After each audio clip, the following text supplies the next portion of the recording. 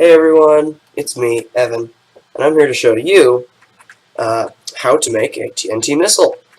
TNT missiles are very useful for blowing things up in long distances. It's sort of what they're for.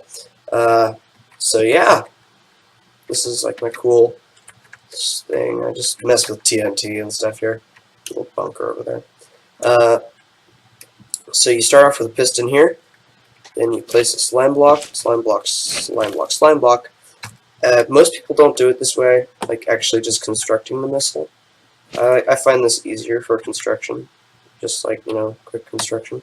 And then you replace that slime block there with a sticky piston, facing back.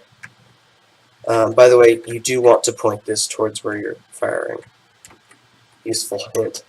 Yeah. So then you put a regular piston there, and you get yourself some blocks of redstone. You update, actually no, you first make sure to put an immovable block a block away from where this contraption starts. Then you get your flint and steel here, and you light it, and that updates this block, which then allows this block to power it, because it's a redstone block, and it's kind of weird how they work. But anyway, then you put a, you want to ignite this. Yeah, destroy that block, ignite that, and then you put that there, just to make sure nothing gets away. So, here we have this, good design of a, this would make a great regular slime block engine. This is the simplest possible slime block engine, I think. But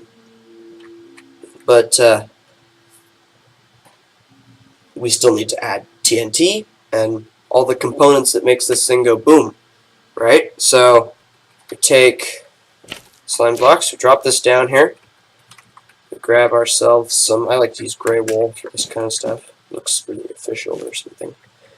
Anyway, we place a block of redstone, then you go over here, you place one TNT, the TNT is just there because it can't get powered for some reason. Only pistons get powered by this block.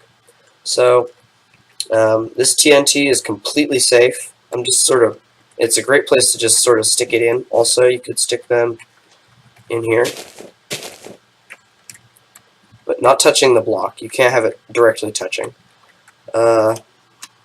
Anyway, so now we got this. Now, you may ask, why is there a piston on the end? Well, you just make another little segment of it, and yeah, and you update it, right? So this is your trigger thing right here.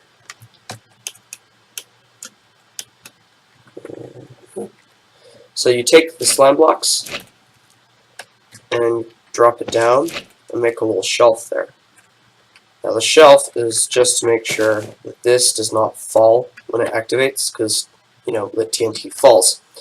And if you're shooting at something, maybe like a tower, and you want to hit it up high, you don't want the TNT falling out and just, blowing up some stuff on the ground. You want it to actually ignite the missile. And the reason I have TNT back here, it won't actually do anything to whatever you're shooting at, because it's so far back, but it will make sure that your enemy has none of your machine to send back at you. So it's sort of like a, if I can't have it, you can't have it either, sort of thing. Yeah. So this is not 12 blocks yet, as you can see. It's only 7. So you could still put 8, 9, actually no, 8, 9, 10, 11, 12. This is a very simple missile. It's just good for smashing stuff, which is sort of the point. So now we can let this thing fly at that wall over there. So you make sure to destroy that block, that unmovable block there. And let's just take a final look over this beauty before I send it off to destroy something. So, this is the initial piston engine here, this section. It also holds this, and you have to make sure that one piston is only pushing 12 blocks. And when this gets pushed forward, it'll actually activate it because it is automatically updated when it pushes. So it just sort of goes choo-choo, and it just sort of does that, yeah. So, I guess enough stalling. Time to get to actually getting this thing going.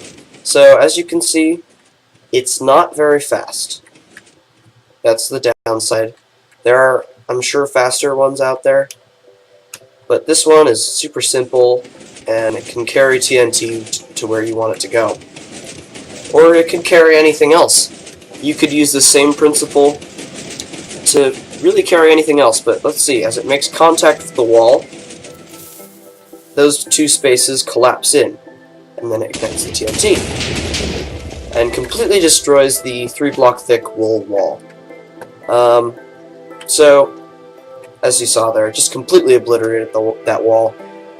Also, a missile of the same size, and, well, actually, a missile of a smaller size, because these are my 2x2 tubes. You can actually make 2x2 missiles, which are awesome. And they fit into a smaller space. They are longer, though, but they can still pack just as much punch. Yeah.